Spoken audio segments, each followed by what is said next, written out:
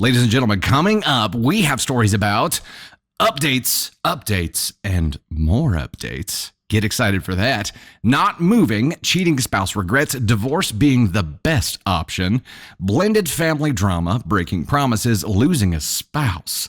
Yeah, it's about to get more uncomfortable than a class reunion up in here, so stick around.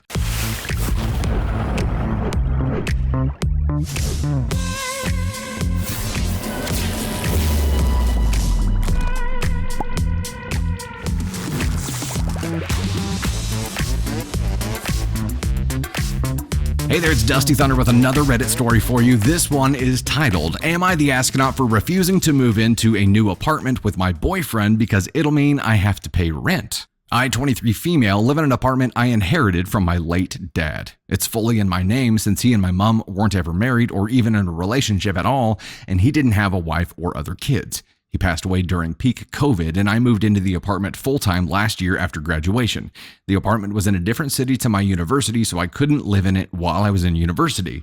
I met my boyfriend when I moved to this city. We've been officially dating for just over a year, and everything is great with him. Things are getting pretty serious, and he suggested moving in together. I was totally on board because I get lonely living on my own and ask him to sleep over so often. He's at my apartment for a lot of the time anyway. I just assumed that he'd be moving into my apartment with me so he won't even have to pay rent, but he sent me links to apartments that are already in my area. Why for? I had a conversation with him and asked him why we couldn't just live at my apartment. He said he wouldn't feel comfortable living in a house that's completely mine and he has no say over it. I don't know how to feel about this, but I feel like I should be throwing a red flag, so I'm gonna do it. He said if we rent a new place together, then we can have an equal say in it. I got where he was coming from, but I was honest with him and said there was no way I was moving out of this amazing apartment that I lived in rent-free just to move into some other apartment in this same area and have to pay rent. I said legally he would have tenant rights if we lived together, and I won't ask him to invest in home maintenance or renovations since that's my business. He still wasn't satisfied and said he still wasn't comfortable and was just looking out for himself. He suggested I can rent the apartment out and use the rent money to pay my half of the rent of our new apartment, but I don't want to be a landlord. I have a full-time job and absolutely no interest in dealing with all the shit that comes along with being a landlord. Hear, hear. After a lot of discussions, I said that since we can't agree, it's better that we just don't move in together and see if we can compromise later down the line. He said he's honestly hurt that I can't be bothered to put in any effort for us to live together and that I'm coming off materialistic to be so attached to the apartment to the detriment of our relationship. All right, you're getting the official red flag for that one, you brozo. Yeah, he's going to get a Brozo award too. We've been kind of at a weird, awkward place in our relationship now, and I just want some kind of perspective, I guess. Am I the astronaut? Top comment here says NTA. It doesn't make sense for you to take on additional expenses to placate his insecurities and empower his need to control. If he decides to move in, then make sure you consult a lawyer before. Yup. Okay. NTA for OP here. This is a ridiculous request. And him trying to gaslight you into, I'm hurt. I'm hurt that you can't even be bothered to put effort into our relationship, you know? It's only going to cost you, like what, $400 or $500 a month to pacify my insecurity. That's not too much to ask, is it? Yeah, it is. You prozo. If the roles were reversed here, there's no effing way he would move out. None. There's no way. He wouldn't do it. It doesn't make sense. It doesn't make sense for anyone to do that. He's afraid he's going to get emasculated by moving into a place that she owns outright. Dude, you wouldn't have to pay rent. Do you understand what that means, man? It means you would rather pay, I don't know how much, let's say up to $500 a month. You would rather pay $500 a month than live in a place for free that your girlfriend owns. Somebody's not secure in their masculinity. Not at all. Someone is not secure with their masculinity. They feel like they have to have some kind of position of power. Maybe it's not even that though. He feels like he has to not be in a position of someone else having power over him. And maybe that goes back to something earlier in his life. No idea. But it doesn't matter. It's a red flag for this relationship, and it's a signal to things that are going to happen later on. So right now, he's got to feel like he's in control. He's got to feel like he's the man for this to always work out and for him to be comfortable in this relationship. Well, It's not always going to work out like that. And if you're a true partnership and a true couple, as you move through life, you have to have the flexibility for one of you to take a step back while the other is naturally taking a step forward. And he's not going to be comfortable with that. So this means, let's say you get a massive promotion at work someday after you get out of school. Like, let's say things really start going well for you, and maybe he's struggling. What's home life going to be like when you're pulling in more income than he is, when he's relying on you to pay the bills? He feels emasculate. He's going to be grumpy, moping around all the time. This is a problem. This is a bigger problem than just the apartment. I think you did the right thing by saying, nay, I'll stay. Maybe we can compromise on this later on. I would say keep an eye on how this plays into other situations, even small things. Pay attention to how guarded he is with his masculinity, and see if it is a toxic thing that is going to affect your relationship later on. Because I think it is. This is the first of many. We'll see what happens. I mean, this is a no-brainer, and if you're going to pull this shit with a no-brainer, the tough things later on are going to be that much tougher. That's an assumption, though. I would just keep an eye on it. I would say to keep an eye on how this filters to different situations and see if it's consistent. We gave him the brozo. Where would you put him on the scale here for refusing to do this? I mean, he's an idiot. So a brozo ask on 2 probably makes sense here. I don't think it's a malicious thing. It is a self-destructive thing, and he's going to find himself alone because he's going to put himself in this position where he has to be the man and has to be the provider, but it's not going to work out like that all the time. So every time he hits a situation where he can't be the provider, he's going to self-destruct. And I don't know, it's going to take a particular kind of person to stick around for that shit and to put up with it over and over and over again.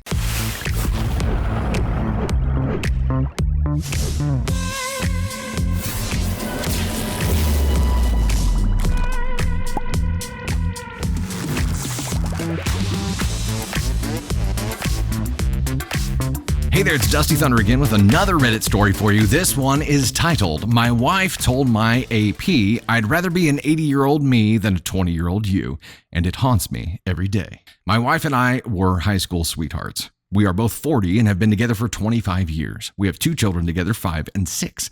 For the past 5 years, I have thought that we are together because we basically grew up together. I met my now girlfriend 28. I know I'm 12 years older, but I met her at work. She is beautiful and attractive, and I thought she was this new change I wanted.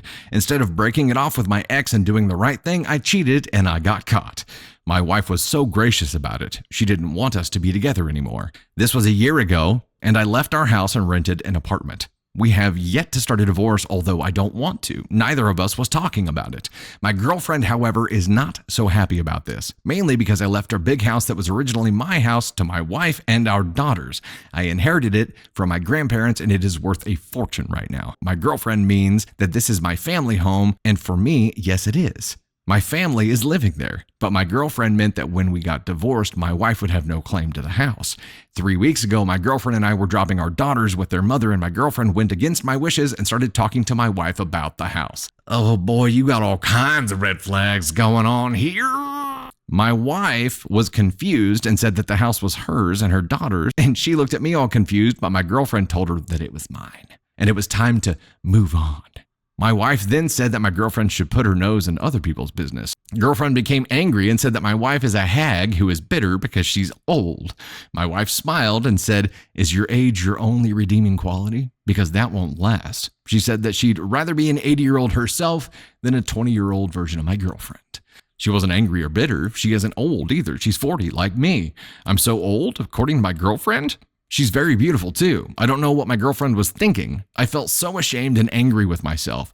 My girlfriend was immature and embarrassing. I've been unhappy for months now, but if I broke it off, it means that I have hurt my family for nothing. That's the only reason you're staying. My wife called me the next day and said that maybe we should start talking about divorce. I broke down crying the moment we ended the call. Now, every time I see her, I want to be in her arms and cry. Just thinking about 80-year-old her with 80-year-old me beside her. The way we envisioned ourselves every time we saw an elderly couple holding hands or kissing, and we thought this would be us too. I realized I'd rather have an 80-year-old her than a 20-year-old anyone, but I have messed that up. Okay, Candy Thunder included the top comment for us, but what the man? The only reason you're staying with your girlfriend is because you feel like you have to because you made this decision and you have to stick by it now? That didn't keep you in your marriage. You changed your mind about that. So because you chose to hurt your family, you feel like the only choice you have is to continue hurting them, not to try to make amends and fix things. Solid logic. Solid logic. Top comment here is, how's that midlife crisis working out for you? You do know that your girlfriend is a gold digger, right? She saw dollar signs and went after your old ass. Your wife is also correct when she said there's nothing else your girlfriend has other than her age. You made the mistake of betraying your family. Don't make the mistake of staying with her. Oh yeah, she's definitely a gold digger. And that's what I meant when I said you have all kinds of red flags going on here. She saw the house. She's pissed off because she wants the dollar signs attached to the house or wants to be in the house. And apparently that's a big part of why she chose to be with you. So she's going for it, man. And here you are just sticking to your guns like, oh, this is what I decided. I guess I better stick to it. I'd like to slap this boy around. It's rezongulous. I don't understand. I don't understand. That's the part that I don't get about this. There's this hypocritical thing, or maybe he feels like because he did say because he inflicted all this damage, that's why he feels like he has to stick with this. But dude, like, making the wrong choice doesn't mean that you have to stick with that choice forever. Just like you made vows, you got married, you didn't stick with that choice forever.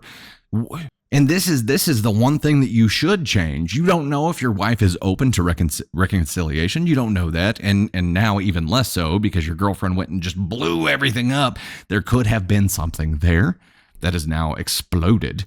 But it would be a good start to have a conversation and be like, look, I've been sticking this out for a long time, not because I want to, just because I made this terrible decision and I have to stick with it. I don't want to be here. I've wanted to be home for a long time. And see what your ex-wife's reaction is, or your current wife, really. You guys aren't even divorced yet. See what the reaction is. I mean, you're an idiot, obviously. You got the Brozo Award.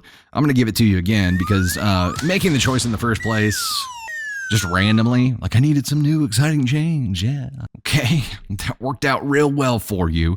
But now sticking it out because you did damage and you feel like you have to is even dumber than making this decision in the first place. I can't say that you would be shocked and surprised, but I am shocked and surprised how many second chances there are out there from people, right? I'm so surprised how willing people are to give second chances. Your ex or your current wife has not moved on. She's not dating anybody, right? She's not seeing anybody else. Nobody else has moved into your house. Maybe she was waiting to see if this whole thing blew over. And yeah, you've got a lifetime of groveling to do. You're going to have to make up for this for the rest of your life. But wouldn't you rather do that than just deal with the hell that you're in right now? He's in this form of purgatory where he's chosen hell and he's stuck in between and just doesn't know what to do. So he's just letting the world burn down around him. Not usually the right choice. Not usually. We're going to bring up the scale here and talk about it a little bit. This is tough because obviously he has remorse for this. He has regret. He wants to change things, but thinks he's powerless to do it. And he's an idiot for making the decision that he's made, but he's a bigger idiot for sticking with it when he doesn't want to. I feel like he knows that he's an idiot. He wants to make things right because there's this glimmer of hope in this story here. I hesitate to put him on one because I don't think he's evil. What he has done to his family is obviously idiotic. But he has a chance to make things right here. And maybe he's at a 1 and he has a chance to walk back from that. Maybe that's the best explanation. Your penance could be making it up to your family every day for the rest of your life. Wouldn't you rather have that? Yep, I'm going to do it. He is a full-blown ASCON 1 brozo idiot right now. But he has the opportunity to change that. And I think it's an important note that we need to continue hammering in here. ASCON 1 and being an asshole is not a permanent title. I mean, for me it is. Apparently, I'm a permanent ASCON 3 kind of minimum, and I just fluctuate upward from there. So, but this is situational. He can make amends for this. He can fix things. Girlfriend is for sure an ASCON 1. We can do that for shizzle. Girlfriend doesn't care. She's scorched earth. She's going Khaleesi here and just burning the whole village down, even after she got what she wanted. She sees King's Landing here, and she's like, burn them all. But he has the opportunity to walk this back. He has the opportunity to fix it. He's at a 1 right now. It's like his wife, the fact that she hasn't moved on yet gives me hope for him. But he said at the end of the phone call, he broke down in tears. So we got that phone call with his wife when she said, okay, it's time to start really talking about divorce.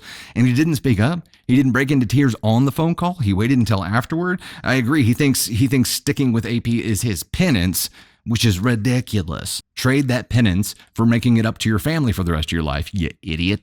Not saying they'll take you back, but it's worth a shot.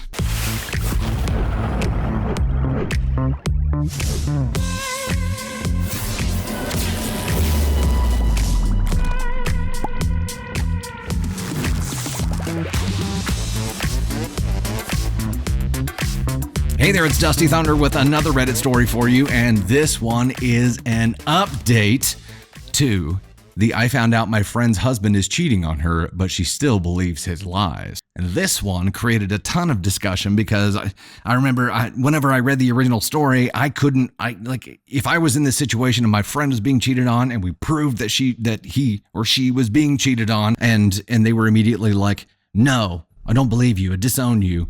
But only did that with a partner there, I'd be like, okay, there's some control going on here, and I feel like I can't leave my friend in that situation. But the overwhelming feedback was, step back, let it play out, get out of their business. I'm like, man, that would be so difficult. Let's see what happens here. All right. I checked my email after a long weekend and found a ton of Reddit messages. People were asking for an update and sending me a link to a TikTok post from a guy who reads stories. Was it me? Was it me? Was it me? A lot has happened since I originally posted, and I'm going to do my best to give you a short version and also answer questions I saw in the comments. Answers. Why not show her the location details on the images? Obviously, I did. I showed her all of the details, the location, the timestamp, everything. That was my first stop after I left her house. She saw the screenshots of the details but never responded. Why didn't you FaceTime her? It's 2023. Yeah, I understand, but I've also never spied on anyone. I was nervous, I felt ridiculous, and I just wanted to get out of there. I assumed the pictures would be enough. I didn't FaceTime her because I honestly just didn't think of it. Now to the update. After I posted here and talked to my boyfriend, I decided to give my friend space. Damn it. I mean, maybe that's the safe thing to do, but damn it. We went the longest we had ever gone without talking to each other. 6 days. I hated every second of it, but I felt like it was the best move. Well, she eventually reached out and asked if I could come to her house. Of course, I went immediately. When I got there, I saw my friend, but she didn't look like my friend. She looked like a shell of her former self.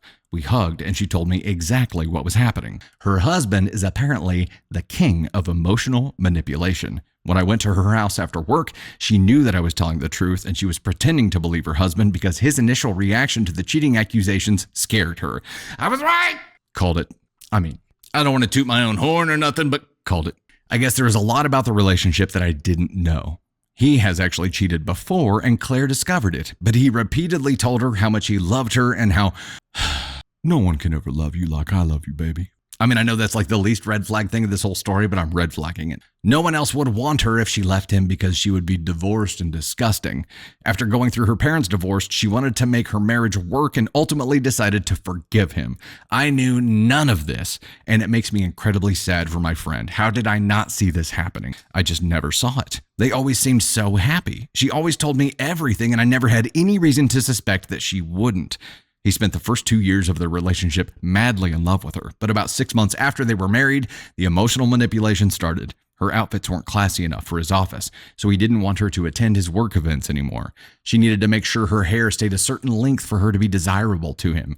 If she spent too much time with me, he would ignore her for days. He would purposely tell her how much he found other women attractive. There's more, but he is basically a disgusting waste of space. He never threatened to hit her and never physically harmed her, but the emotional damage he inflicted on my friend is going to be hard for her to overcome. For those 6 days, she pretended to believe him. She played her part well enough. Then he was officially out of town for business the next 4 days. As soon as his plane was in the air, Claire reached out to me. I helped her pack what we could fit into our vehicle. I held her hand as she contacted her attorney and started the divorce process, which she did from my phone because at that point I had no idea what her husband was monitoring. We moved Claire into the guest room at my house. Her brother came over later that night and I helped her tell him everything. When her soon-to-be ex-husband came back and saw that she was gone and the note that Claire left with her attorney's information, of course, he came straight to my house. He yelled outside, pounded on the door, and demanded to talk to his wife. My boyfriend told him that Claire did not want to speak with him and asked him to leave. He wouldn't, so yes, the cops were called. They took statements and escorted him off of our property. He came back again the next day, and we immediately called the cops, and they were not nice the second time. Since then, everything has calmed down and he hasn't returned. He is, of course, smearing her reputation to all of their mutual friends. It bothers Claire, but I feel if they truly knew her, they wouldn't believe his word over hers. Their attorneys are officially communicating, and hopefully the divorce doesn't take long. Claire seems better now that she is out of this situation, but I don't think she'll ever forget the way she was treated by him. Thank you for providing feedback and advice. Truly, I'm not sure if I'll update again, but if I do, hopefully it's to tell you that they are officially divorced. Dude. Yeah, so glad we got this update because this one has been haunting me for a while. And Candy Thunder and I would discuss this too and be like, after my feedback where I'm like, I couldn't let it sit. Like if I knew, and by the reaction, as a reminder, or if you didn't hear the story the first time, after the friend came with proof, the wife believed her. Her bestie believed her. And then she came back again because she couldn't get a hold of her friend. Her friend wasn't answering anything, and the husband was there standing with her. And that's when she said that she didn't believe her and to get the hell out and to not call her anymore and that kind of stuff. So she would only have this united front when her husband was standing right there. And that felt like complete manipulation. And that just raised the alarm bell for me even higher. And I would be like, as a friend, I wouldn't be able to let that lie. I'd be like, they need me even more now. I understand my meddling, it increases the danger of the situation. But I feel like I just couldn't leave someone in that situation. So she gave her space, and I'm happy for that. But I'm glad her bestie reached out and they actually were able to move this ball forward because it was exactly what we thought was happening here.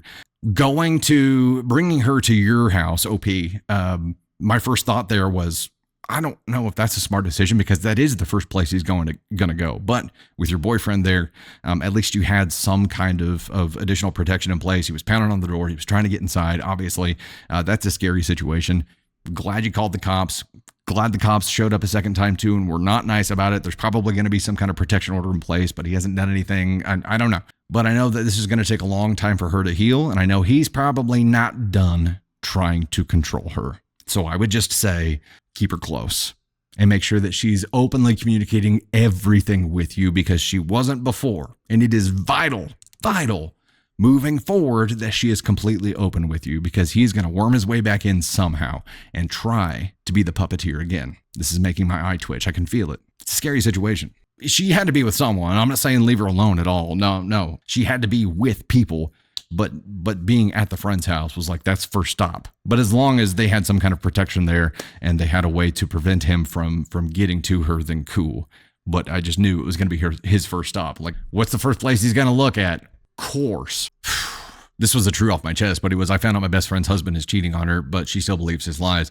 And you know what, OP for being there and ultimately, you know, giving her friend space, but not so much space that she couldn't reach out and get the ball moving on this whole thing is huge. So being that person and for all of you that have been that person for someone else that's there to help get them out of those situations, like it's huge. It's a huge, huge deal. And there's so many people in chat right now. Like, took me 17 years to leave, took me 10 years to leave, took me 5 times. Wow. It's too common. This is way too freaking common. And for me, I think the big takeaway from this is be that person. Be that person who is abundantly clear to someone, to your bestie or your friend who you think might be in this situation, that they can be completely open with you, that if they're in a tight spot, they always have a place to stay, a safe place to stay, and that you will help them whenever it's time to get out.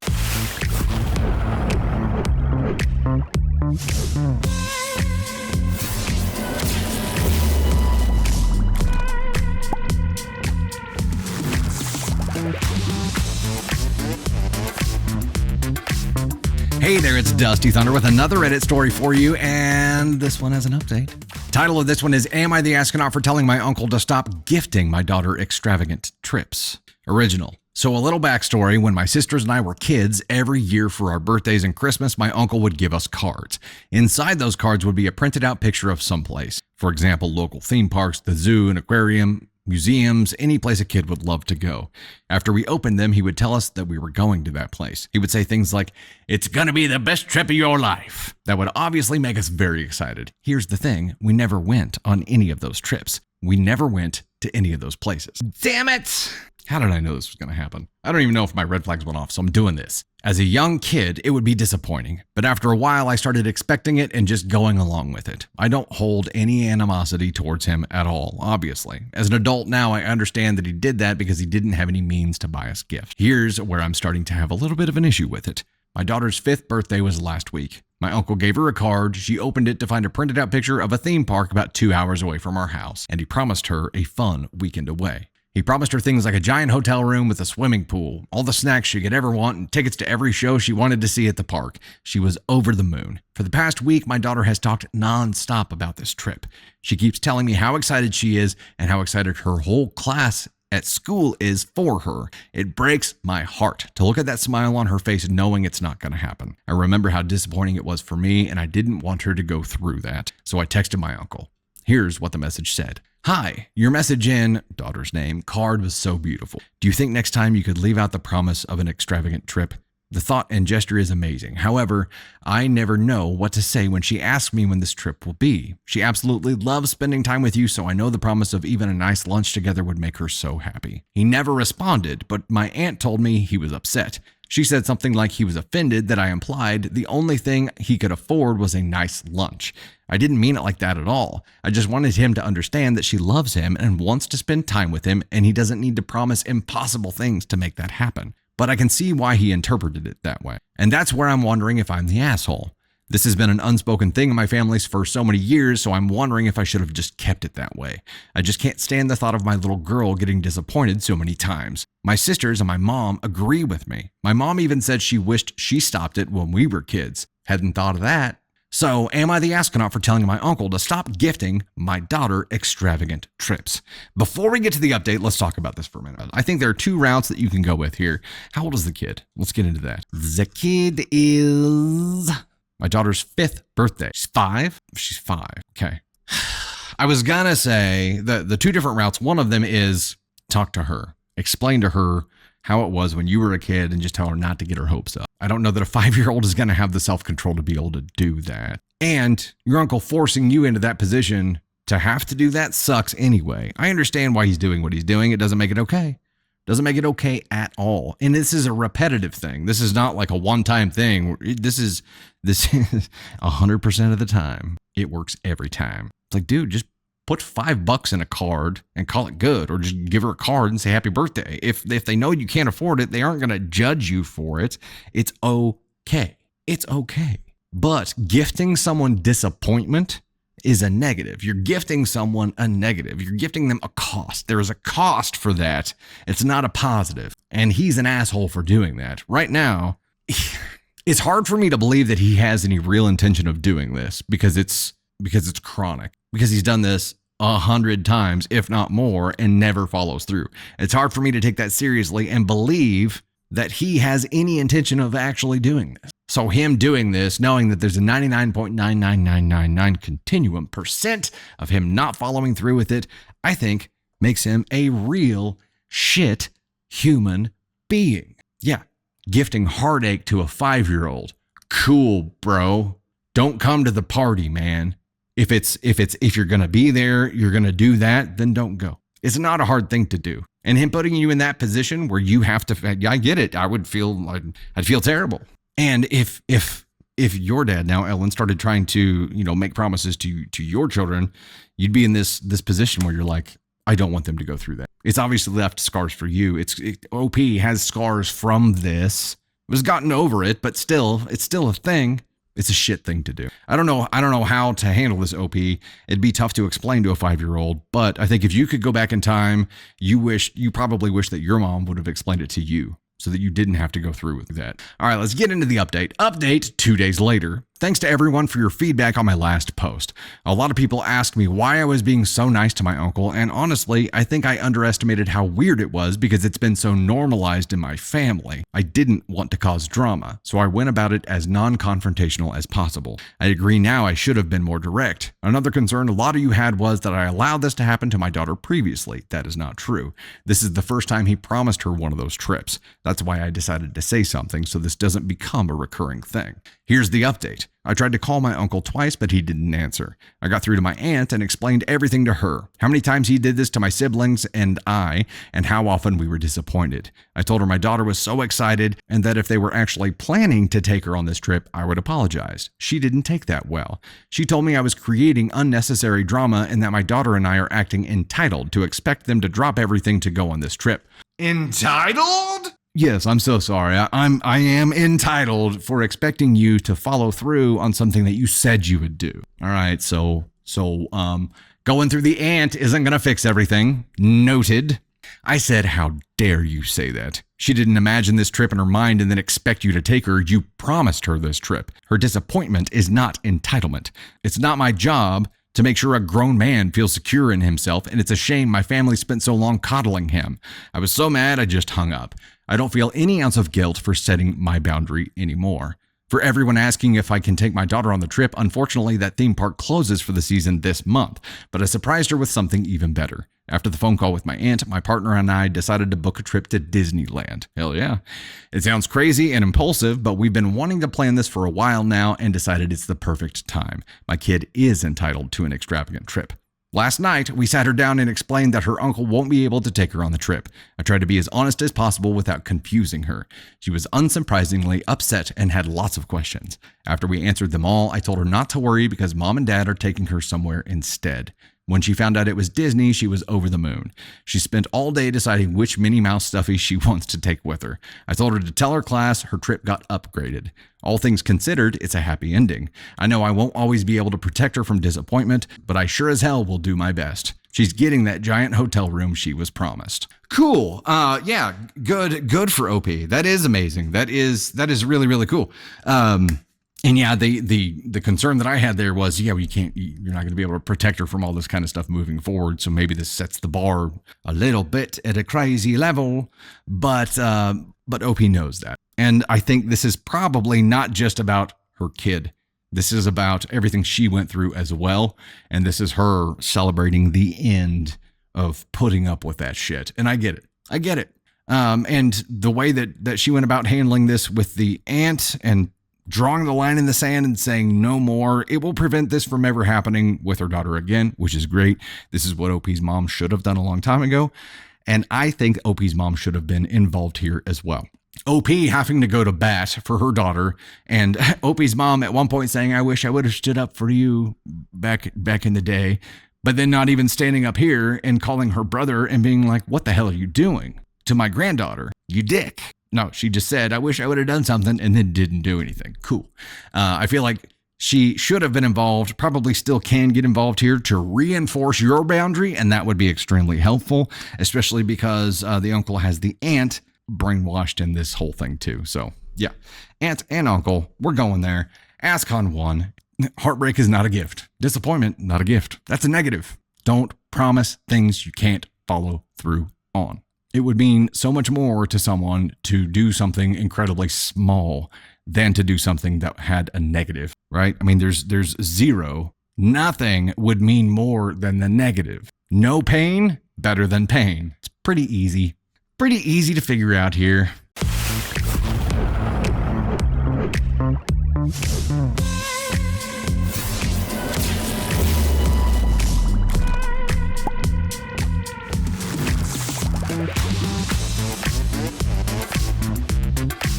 Hey there, it's Dusty Thunder again with another Reddit story for you. This one is called, Am I the Astronaut for Telling My Ex-Wife That Being a Part-Time Dad Has Been the Best Year of My Life? I don't like the way it sounds. I, male 36, met my ex-wife, female 33, when I was 25. We fell in love and the children came sooner than we planned, but it just happened and I love the hell out of my children. Female 9 and male 7, 5, and female 5. The first few years of our relationship were great, but then it wasn't. Looking back, it wasn't anyone's fault. We just became very different people. After female 5, our sex life became non-existent. It felt like, for my wife, the purpose of effing me was done now that we have 3 beautiful children. After 3 years, we started having sex again in the form of mercy handies in bed. It wasn't enough for me, but she told me that she is tired and busy with 3 small children. I was tired too, but I was more than prepared to make an effort to make plans and time for romance. Not only sex that suffered, but even intimacy and romance. I had a vasectomy, so ex-wife didn't need to take unnecessary hormones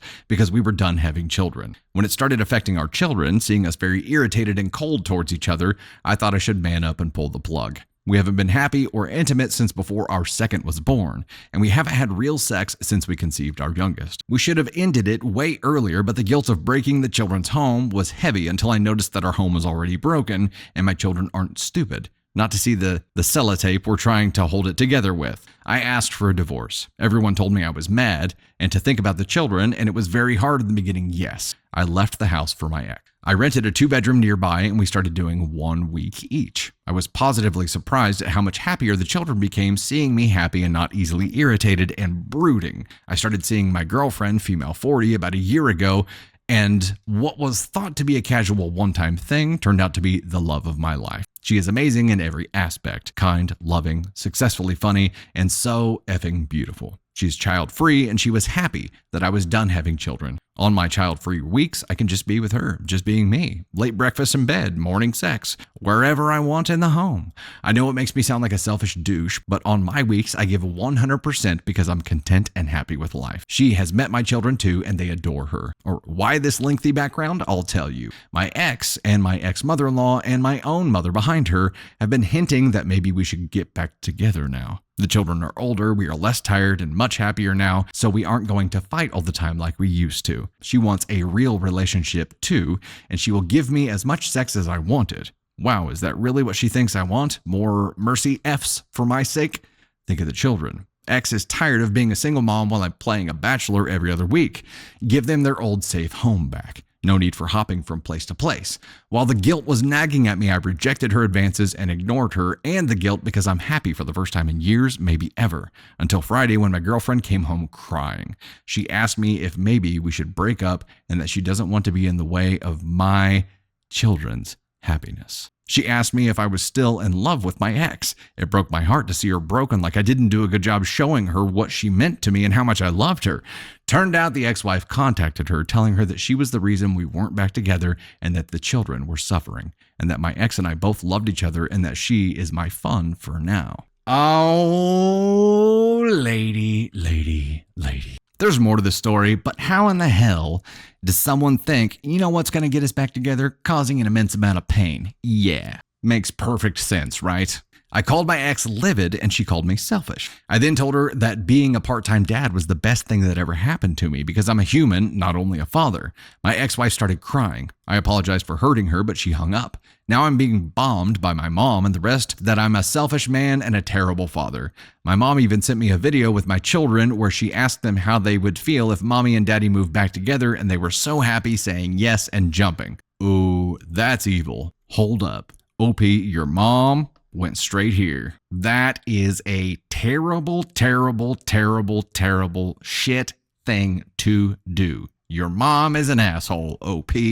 I can't forget my daughter's face lighting up with happiness at the prospect. The video was sent to my girlfriend as well, and now she is distant and broken. I hear her cry whenever she thinks I don't hear her. Am I wrong here? Am I being a terrible parent? What my family doesn't understand is that my children's happiness now is the result of me leaving our toxic, depressing existence, but how can you explain that to small children? Okay, I have said so many times in stories that kids will be happier with parents in 2 separate happy homes than 1 miserable home. I've experienced this myself. And yeah, the fear and the guilt that prevents you from doing that in the first place, when you finally do it and you realize that you're setting the bar for them and showing them that they deserve to be happy someday, and if they're in a miserable relationship, they're not stuck in it, and they can change things. They can change things to find happiness, to create environments that are fertile for happiness. They deserve to be happy someday too, right? When they saw you happy, they were happy. When even at mom's house, whenever it was less toxic, there wasn't fighting going on, whenever they didn't hear yelling in the other room, whenever their parents weren't pissed off all the time. Now, at mom's house, none of that is happening, and they're happier there too. Mom's obviously not happy. We know that, but she's not fighting. There's not a black cloud hanging over everything, and kids aren't dumb. They can feel that. Now they're happy because they have two happy homes. Your mom, your ex, and your ex's mom wants to take that away. And the way that they think they're going to do that to you is by causing you pain and just using 100% guilt. Your mom using your kids as a weapon here is evil. That is a terrible thing to do. It is unacceptable. The fact that your mother used your children like that to lure you back into a situation that you were so incredibly unhappy in, to put your children back in a situation where they are going to be unhappy because there's going to be a black cloud hanging over everything, is the dumbest shit that I've ever heard. And your ex going along with this, like she thinks this is gonna, I don't understand anybody like just advocating for this, because the old school mentality of people sticking out for the kids way too long anyway. We know that. But once you realize that they can be happier with two separate happy homes, maybe that's just something you have to discover for yourself. And the guilt that keeps you there in the first place and prevents you from breaking up that family is crippling. It's debilitating. But the fact that you've got parents involved here who think that's the only way is warped. And now they're using your kids against you. There's no easy solution here. There is no easy solution. How old are your kids again? Let's talk about it. 9, 7, 5, and 5. Yeah, that's tough. I don't know how you explain that to them. You shouldn't have to. And that's the shit part here. The position that your mother put you in is garbage. I don't know how you explain it to them, but this is a terrible, terrible thing that they've done. So your question here, OP, is, am I the astronaut for telling my ex-wife that being a part-time dad has been the best year of my life? No, you're not the asshole for that. You're not the asshole. You weren't saying that time off from the kids makes you happy. You were saying that being in an environment where you were allowed to be happy, even though you only got to see your kids part of the time, made you intentional with all of your time, and that made you a happier person and created a happier environment. And your kids benefit from that. Maybe you could have said it differently. Your relationship with your partner is the example that you set for your children for their lives later on.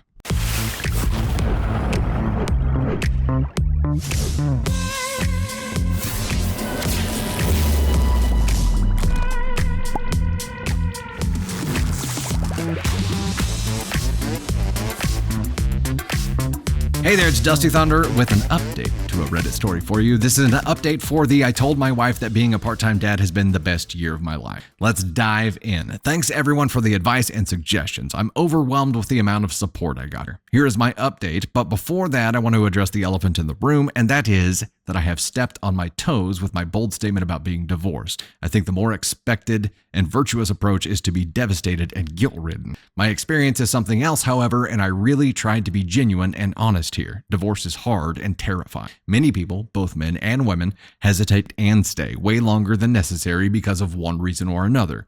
I can't tell all unhappy people to get divorced since I don't know y'all's situation, but for those who can, do it. I was trying to explain what I have discovered. The positive side of having shared custody, because only the negative is talked about. I'm sure many divorced people get what I meant by having every other week child free is awesome. We are humans with feelings. Our love for our children doesn't stop or take a break when they're out of sight. They don't need to be present for us to love and think about them. I will double down and say that being a part-time parent is just awesome no matter the gender. It is okay to feel that way.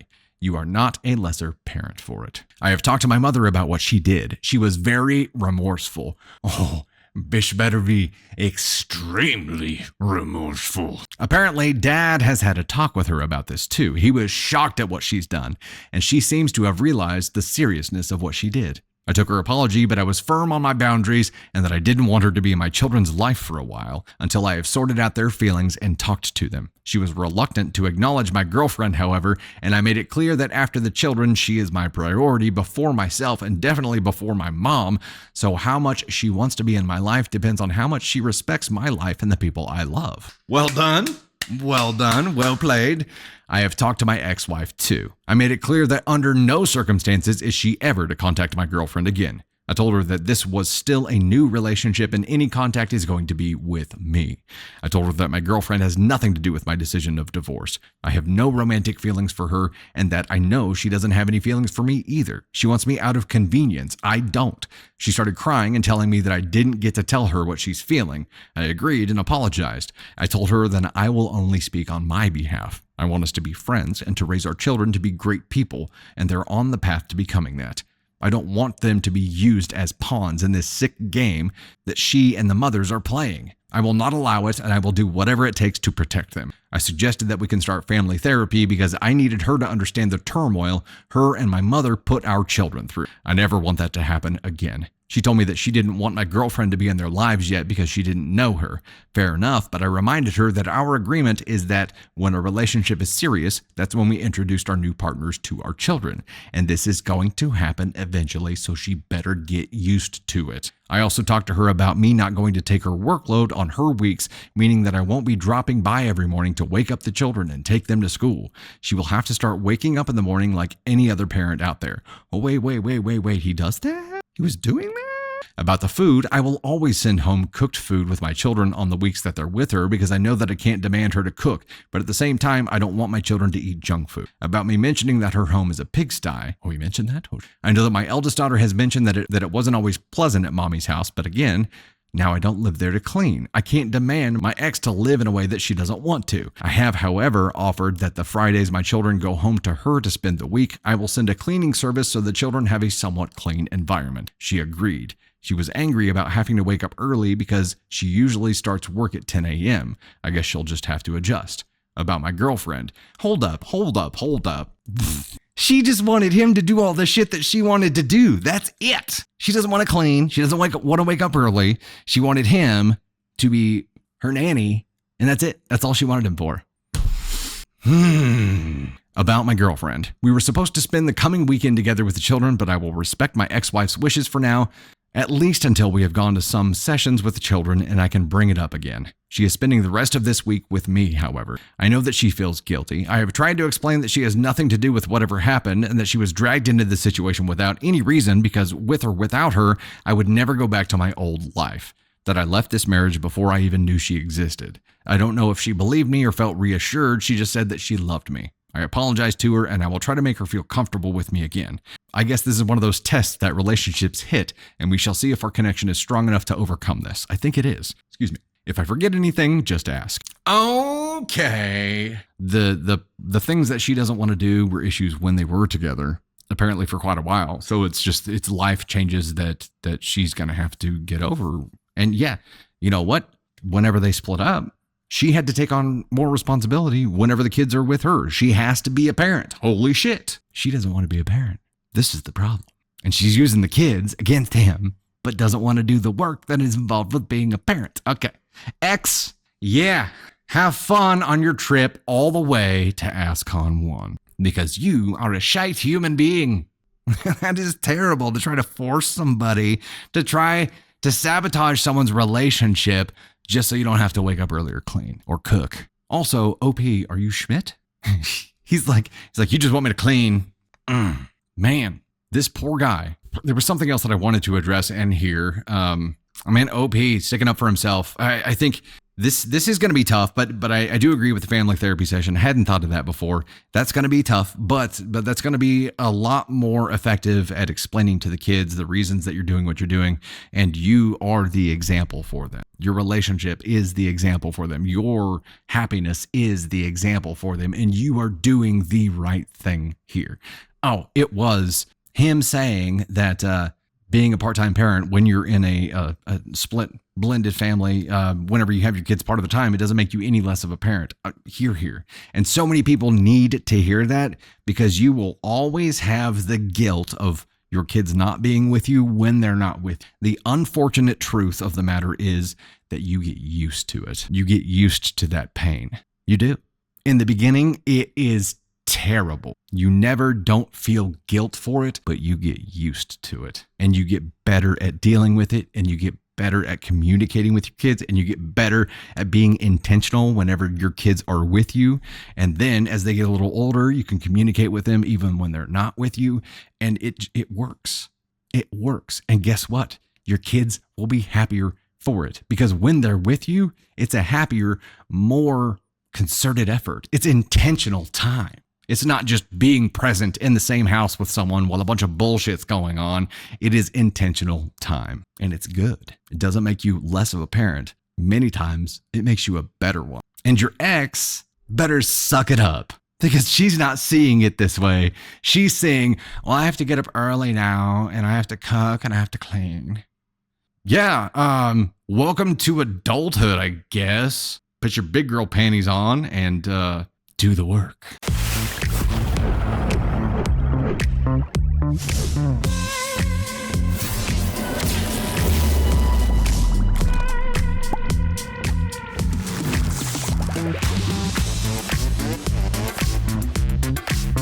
Hey there, it's Dusty Thunder again with another Reddit story for you. This one is titled, Am I the Astronaut for Not Wanting to Plan a Vacation Without My Kids? My husband and I have a 3-year-old. I have 2 teenagers from a previous marriage, ages 14 and 16. My husband will plan vacations with just me and our 3-year-old and exclude my 2 teens.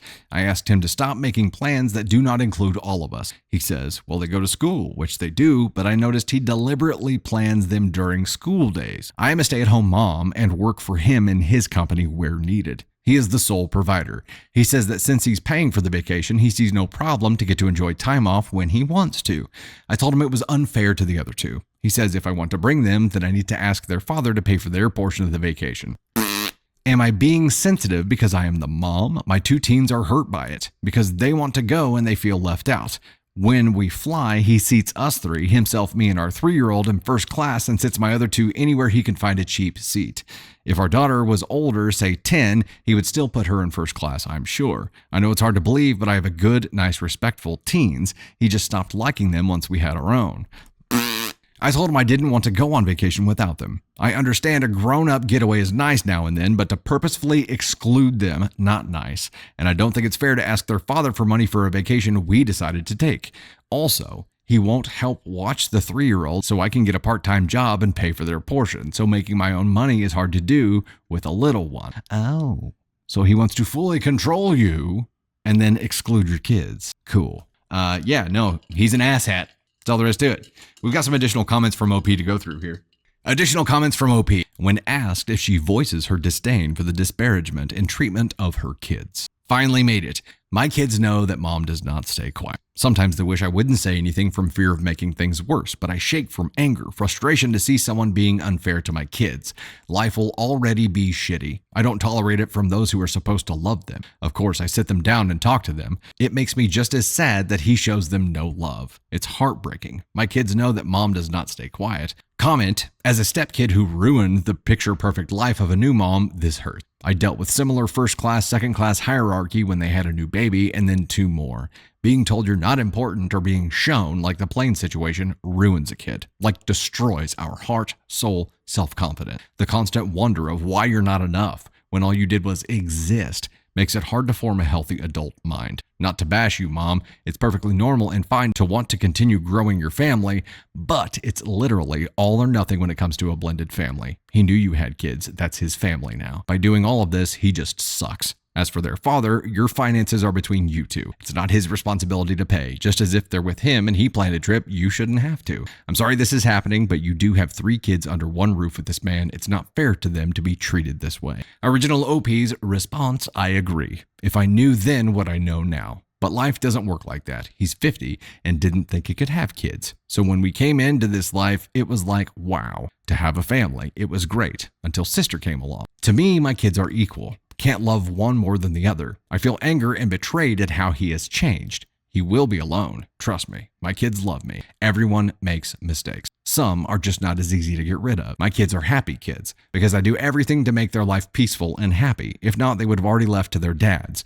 I've always given them that option. We have a strong relationship and they have no hesitation in expressing their feelings with me. They have a strong mom who defends them tooth and nail. I understand the sentiment here, OP.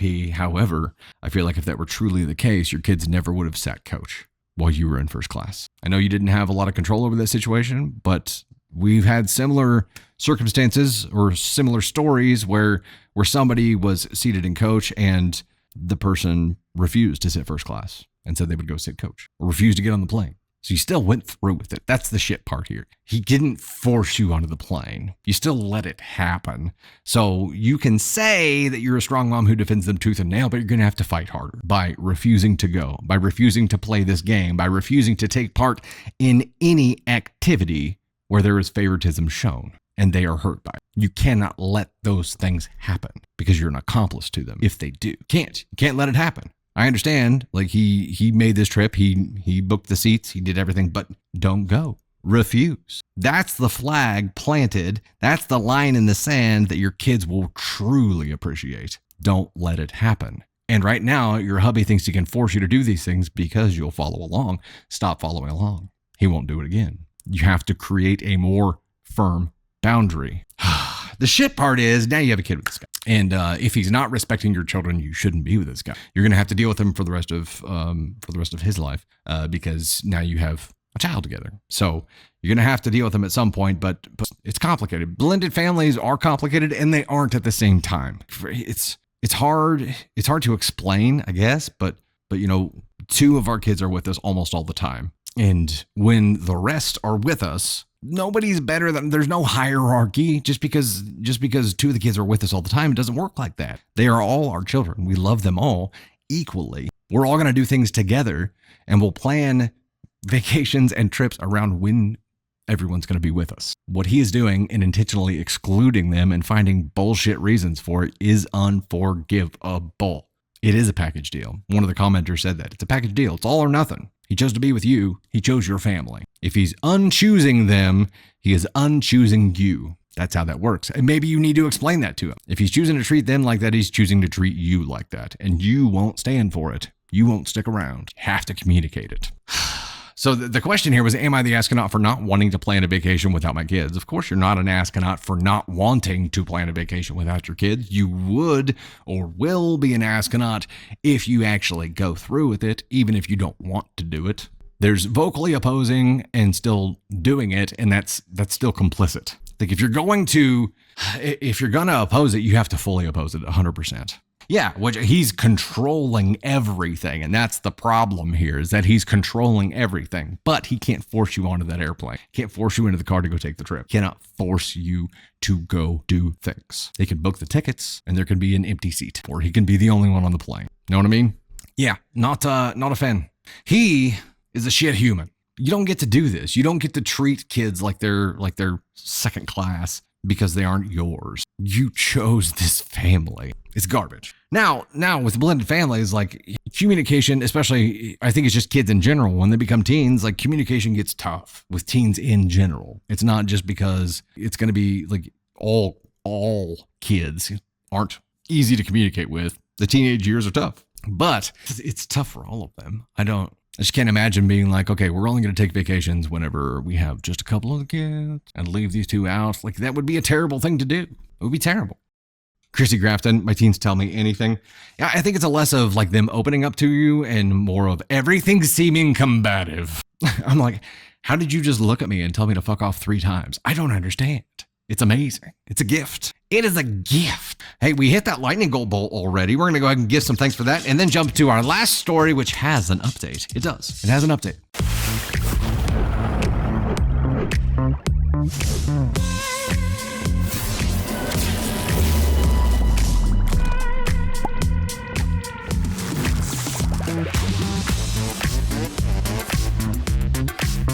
Hey there, it is Dusty Thunder with another Reddit story for you. This one has an update and it's sad. Fair warning. Title is, My Husband Came to Terms with His Death and I Just Can't Deal with It. Yeah, well, that sounds like it's going to be sad.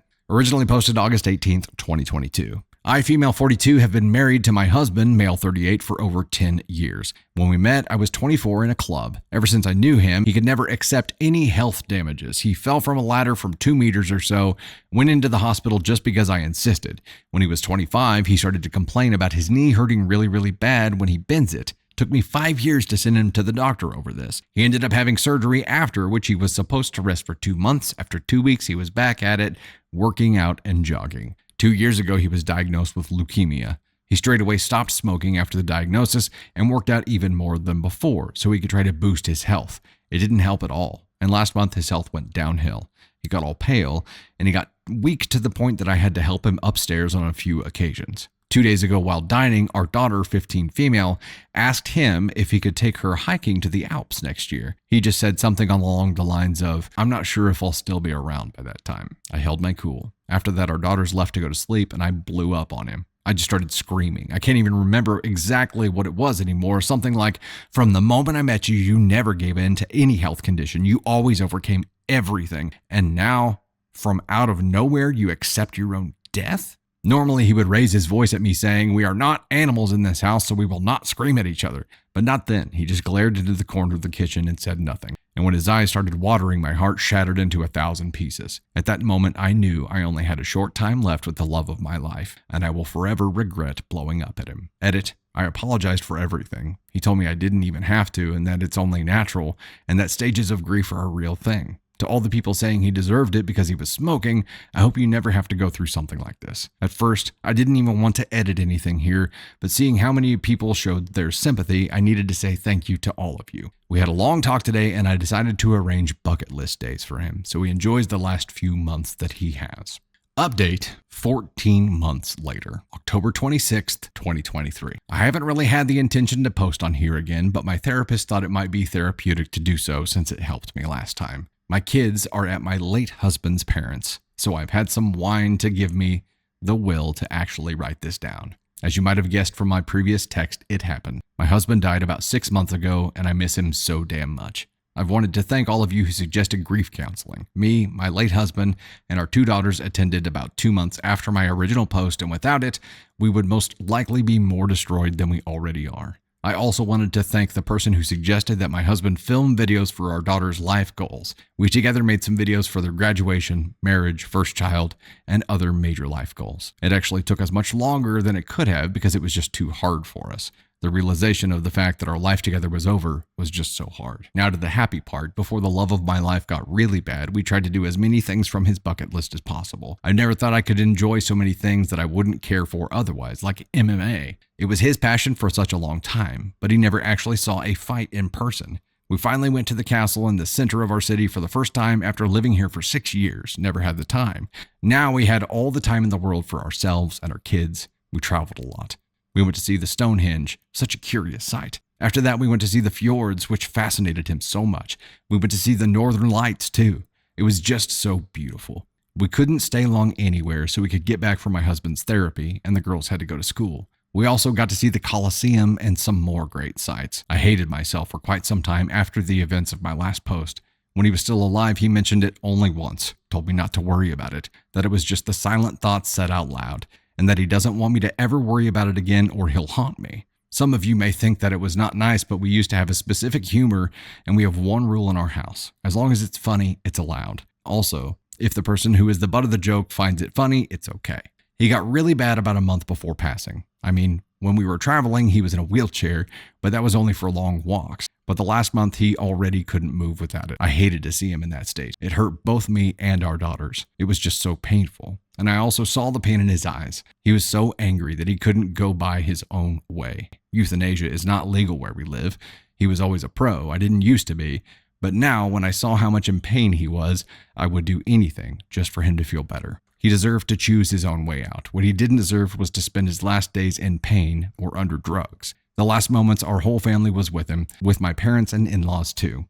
In one of his last moments, he told us all how much he loved us. I tried to be so strong for our girls, and I was. I stayed together until after his funeral. After seeing him lifeless, I broke down knowing that it's all over. But at least he didn't feel pain anymore. I will never forget you, Patrick. I will forever love you. You are my light in this dark world, and you were the fire that kept me from freezing. Now I will try to be as good of a support you were to me, to our daughters, who love you so much. Miss you. Candy Thunder left some thoughts on here for us. She said, this story made me incredibly sad. It's heartbreaking, but it also reminded me that life is never promised and not to take things for granted. We don't normally share stories such as this one, but it just felt like it needed to be shared with the world tonight. It reminds us to love our loved ones harder and let the small stuff go, because in the end, it's not what matters. And I would add to that, because life is fleeting, because tomorrow is not guaranteed, because we don't control this crazy train of life. Choose you. Choose to be happy. Don't settle for anything because you're going to regret it at the end. I think it's easy to get into these spots in life where you feel stuck and you feel like you don't know where things are going, and you feel helpless, and you feel like you're just floating, or you don't know. And I think that's one of the scariest things, is just not knowing. But we don't get to know. There's a lot that we don't get to know. But I think if I'm personally doing one thing right, it's living 110%. And I think there's plenty that I do wrong. Plenty. I do a lot wrong. I screw up a lot. But at least I can say that I'm giving 110% all the damn time, no matter what I'm doing. At least we chose us. We choose happiness. We continually choose happiness. And I think it's so important for people to do. Today, whatever it was, tomorrow can be different. You get to choose in every single damn moment. Every decision is a choose your own adventure. You get to choose which direction you want to go. And if you don't like the direction that it's going right now, make a different choice next time. And little by little, you can move the direction that you want to go. You get to choose 1,000 times a day who you want to be. You. And then in the end, you don't. You don't get to choose the timing. You don't get to choose how things end. There's a lot of things that you don't get to choose. So for the things that you can choose, don't leave it on the table. Control what you can. Don't let life happen to you. Happen to life. Be intentional with every damn thing that you've got, because there will come a point that you wish you had been. And I hope I never get, obviously everybody has an end. I hope I never get to the point where I regret not doing things differently.